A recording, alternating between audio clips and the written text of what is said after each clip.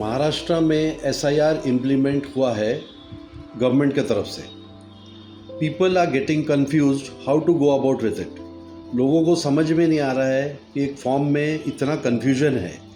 इसी के लिए हमने हमारे एरिया के 3 सोशल वर्कर्स को इनवाइट किया है जो ये मैटर को क्लैरिफाई करेंगे और how to go about with it easily बताएंगे। हमारे साथ आज हमारे स्टूडियो में है मिस्टर चंद्रकांत वासनिक जो नॉन सोशल वर्कर नागपुर के हैं, mister Brian Fernandes non social worker of Nagpur, Vijay Fernandes जो all India Catholic union Maharashtra के प्रेसिडेंट हैं। अब हम इनसे कुछ सवाल करेंगे और ये हम लोगों को आज सबको समझाएंगे कि ये प्रोग्राम कैसा है और कैसा करना चाहिए। तो पहला सवाल चंद्रकांत जी आपके साथ ये है, व्हाट इज़ एसआईआर?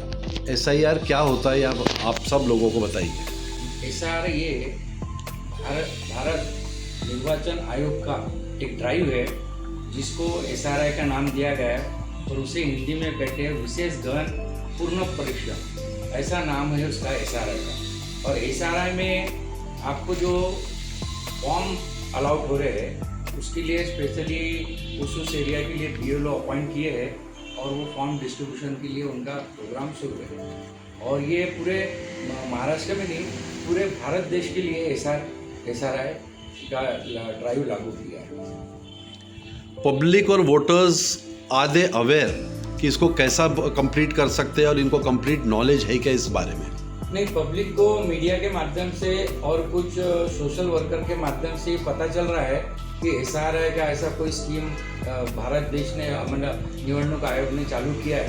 पर मुझे लगता है कि काफ़ी सारे सिविल लाइन हो गया या जो स्लम एरिया है इसमें अभी तक लोगों को अवेयरनेस आया नहीं है, क्योंकि बैनर और पोस्टर और बीएलओ के माध्यम से ये न्यूज़ पहुंची है कि आपको एसआरआई करना है। पर मैक्सिमम जो वोट बैंक है ये स्लम एरिया में रहता है, उनको अभी अवेयरनेस पूरा आया नहीं है, ऐसा मुझे लगता है। ऐसा कोई फॉर्म निकाला है क्या गवर्नमेंट ने कि जो भरना है? यस, ऐसा फॉर्म है।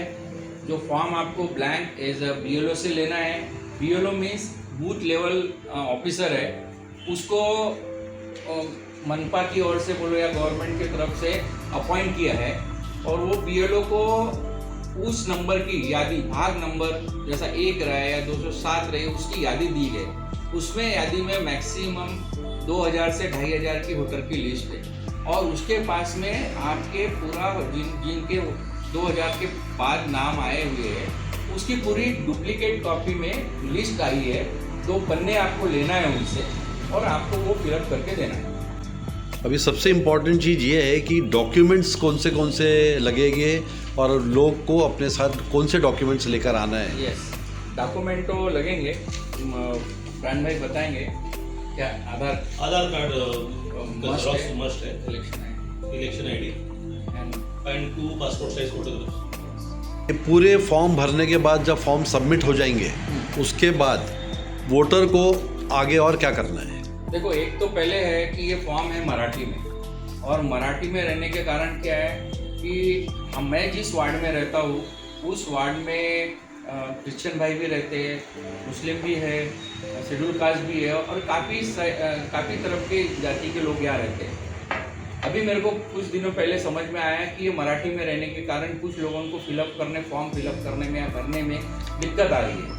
पर ये अगर जिनको दिक्कत आ रही है, जहाँ से बीएलओ से फॉर्म लिया है वो बीएलओ को आप पूछ सकते हो कि फॉर्म कैसा भरा है। और फॉर्म भी जो है आपको जो भरना है डुप्लीकेट में भरना है, इस टाइप का फॉर्म भरना है।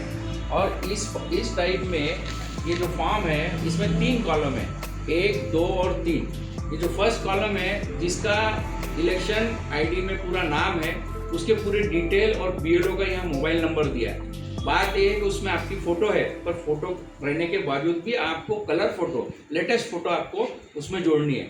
साथ में 2002 के बाद जो लिस्ट में नाम है उनको ये कॉलम भरना है और 2002 के उसके बाद में नहीं है, मतलब उसके पहले नाम नहीं है तो उसको ये कॉलम भरना है। इसमें 3 ही कॉलम है, तो काफ़ी लोग कन्फ्यूजन है, सब भर रहे हैं, ऐसा नहीं किए। और ये 3rd वाला जो कॉलम है इसमें पेरेंट्स के और अपने जो भी अपने लीगल हेयर है उनके डॉक्यूमेंट्स के नाम भरना है। साथ ही आपका मोबाइल नंबर और नीचे इन्होंने साइन दिया है साइन दिया है, आपको साइन करना है, जिनको साइन जमेगी उसने सिग्नेचर करना है, और जिसको सिग्नेचर नहीं जमेगी उसने लेफ्ट हैंड का दावे हाथ का अंगूठा मारा है।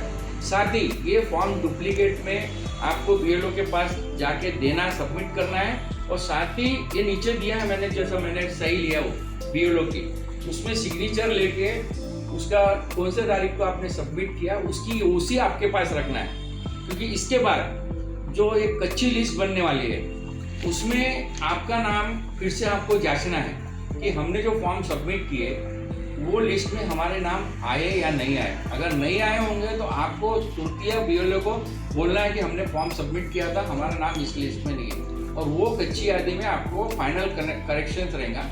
देन उसके बाद में वो यादी इलेक्शन निवडणूक आयोग की तरफ में फॉरवर्ड की जाए। अब ये सबसे इम्पॉर्टेंट क्वेश्चन ये है अपना आखिरी है कि लोगों को पता कैसे चलेगा कि उनका फॉर्म एक्सेप्ट हुआ है कि रिजेक्ट हुआ है।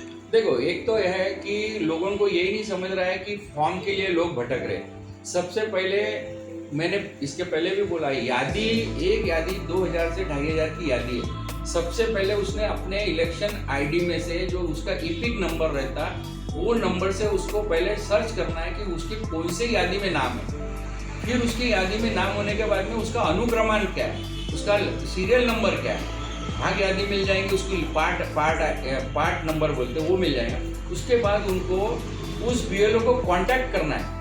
आप अगर उसको बीएलओ को कांटेक्ट नहीं किए तो आपके एरिया में कोई भी बीएलओ है उसके पास जाके आपको कांटेक्ट करना है, उससे उसका नंबर लेना है, हाँ, उससे नंबर लेना है, और उसको आपने फ़ोन करना है कि भैया आप मेरा बीएलओ का फॉर्म आपके पास है, आप मेरे को फॉर्म दीजिए। फॉर्म कलेक्ट करने के बाद आपको इसको 2 दिन में, क्योंकि अभी तक का आज तक का तो ये समझ रहा है कि 29 जुलाई को वो ये करना है, मतलब सबमिट करना है।